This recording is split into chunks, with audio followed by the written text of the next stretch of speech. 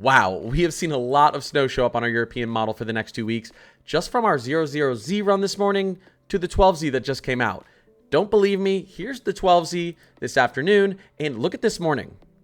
Where's the snow? It wasn't there. As I talked about, the GFS had a lot more amplified troughs coming down. It was putting snow down into the states. And I said, I'm actually leaning towards the GFS this time. I think we have a really good pattern setting up. And with what's going on in our atmosphere, I picked the GFS. And we've seen the Euro since last night move towards the GFS. I mean, it's kind of a blend of them, but it has shifted towards the GFS, which is interesting because typically the Euro does a little bit better more often than not with snow and cold air. But this is just a quick afternoon update. Let's take a look at the changes. We're not going to go deep into climatology or anything like that. We're just going to, look at the updated future radar, future reflectivity, and kind of see what it's doing with our winter storms now, where it wants to place the snow over the next 2 weeks. So speaking of that, I'm just going to start off with the 00Z of the Euro. That really showed nothing. And we're going to see how we've gotten to where we are now. If we look at it from last night and we were to look at the Euro, we're seeing all these storms come across the states, but all that snow staying up in Canada originally, right? This is the original one. Here we go. Snow's up in Canada. Potentially severe weather down for Dixie Alley, really the plains out east. No snow making it down to the states. We move forward to the 12Z, and this is, again, I'm not too shocked to see this. I think the GFS was being a little too aggressive, but the Euro was being too conservative with snow. Look at the Euro now. First of all, there's some snow up in New England.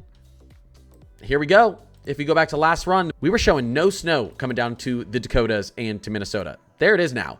It's getting cold. Not only that, as we move forward in time, look at the snow that it wants to put down into Michigan, Ohio, West Virginia, PA, New York. Will we see all the snow? Guys, it's still a little far out, but I do think the trend is interesting because this is the direction I thought it would trend in. The Euro was being super conservative, very conservative with snow. And we've seen that warming that's happening in the stratospheric, with our stratospheric polar vortex, those warm anomalies up in the Arctic. And we know we're going to have a little bit of a collapse of cold air here. Typically a 2 to 3 week lag. It's been warm up there, so it's coming. Move a little bit further. Look at another snowstorm through the northern plains, upper Midwest on the latest Euro run. Potentially Michigan, New England. A little bit further towards the end of the run. And this is way at the end of the run, so let's not get ahead of ourselves, but more snow. I mean, this is potentially 3 severe weather outbreak type days. I don't know if it's going to be an outbreak, but you can see here moving forward, we get these frontal boundaries with these systems. There's 1, there's 2, there's potentially a 3rd and a 4th. So there's the latest Euro, and we looked at where it wants to put snow down. Let's just look all the way out. Of course, the end of the run, you can't fully trust, but we're talking about a lot of snow up here in the Northern Rockies, Northern Plains. Potentially some snow down here through Wisconsin. It's trying to put a little bit of snow all the way down into southeastern Minnesota. A little bit of snow, not a ton, maybe an inch or 2 max, into portions of Illinois, Chicago region, Indiana, Ohio, Michigan. And then you have the Appalachians getting a lot of snow here as well. Again, this is 2 weeks. Some of these storms are a week out. Some of these storms are 2 weeks out. I just think it's very interesting when you look at the 00Z from last night, and then suddenly the Euro said, wait.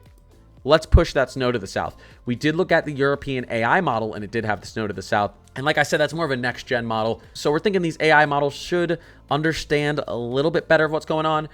So it's interesting to see the Euro go in the way of the AI model and the GFS.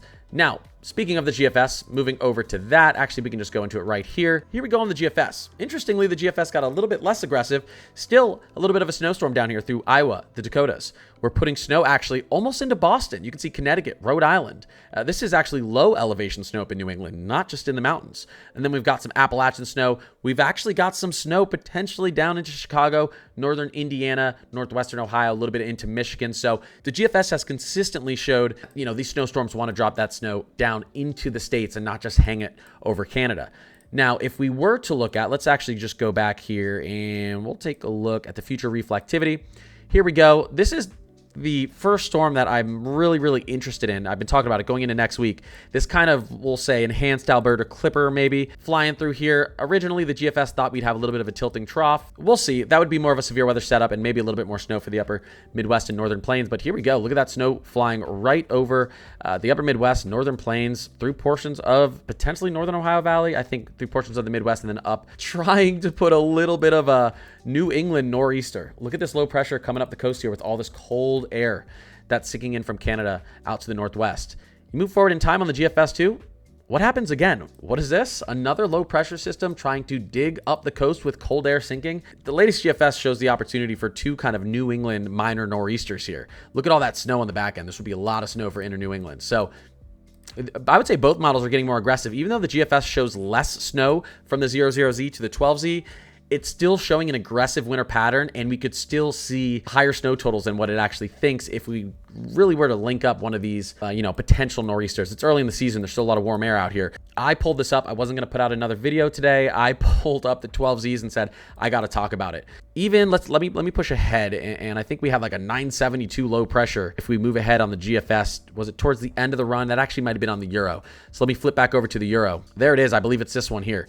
972 millibar low pressure. Okay. This would be a monster upper level low. And if we get that cold air down far enough, we really could see feet of snow into the upper Midwest, northern plains. And I think severe weather is something we're going to have to watch out for with this as well.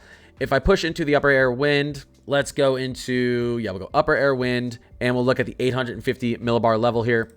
And we want to see if we, have any of these jet streaks, any of these, strong shear events down to the south. You can see a little bit over the plains, and then look at this Dixie Alley, Ohio Valley. This is a potential severe threat. We'll see. This is next Wednesday. Not looking too intense, but then here we go. We have another look as we get into, this would be Friday. And then right here, we may have a real opportunity for a little bit of a fall severe weather, through the northern Ohio Valley and portions of the Midwest. I think this is going to change a little bit where the placement of this is, but with these amplified troughs digging down, that is what gives you these heightened severe weather chances. You go all the way to the end of the run, this would probably be a severe weather outbreak if it played out like this, although again, it's at the end of the run. Anyways, guys, I really wanted to just hop on here and give you an update because, like I said, there's people who love snow, there's people who don't love snow. I love winter, I love the snow, but I have to be realistic. Again, most of these snowstorms, we're talking about 160 plus hours out, 160 to 250, so I wouldn't call it completely la la land, but I'd say we need a little bit more time. We're going to have a snowstorm next weekend, okay? I know that. All the models are showing a snowstorm next weekend up here, cold air sinking into the plains and out east. How amplified will this trough be? Will it be a major snowstorm? Will the snow get far down into the south? Will it stay farther up to the north? We're seeing it on the Canadian, on the Euro, on the GFS, that we're going to have a system moving through here. We're looking at 170, 180, 190 hours out. The exact path of this thing, how deep does that low pressure get? Does it enter into the Pacific Northwest or the Northwest, Northern Rockies, Northern Plains? Because that makes a big difference. Where this kind of trough begins to dig down to the states, we could end up having an early season nor'easter, although I don't think we'd get a lot of snow along the coast here, but we'd probably get a lot of snow along coastal New England. There's a lot of things up in the air, but I was really surprised to see, like I said, the European get very aggressive, get that aggressive with these storms after being so lackadaisical on the 00Z model this morning. I mean, like I said, just to remind you guys, you rarely see this big a swing. This is the 12Z. This was the 00Z, right?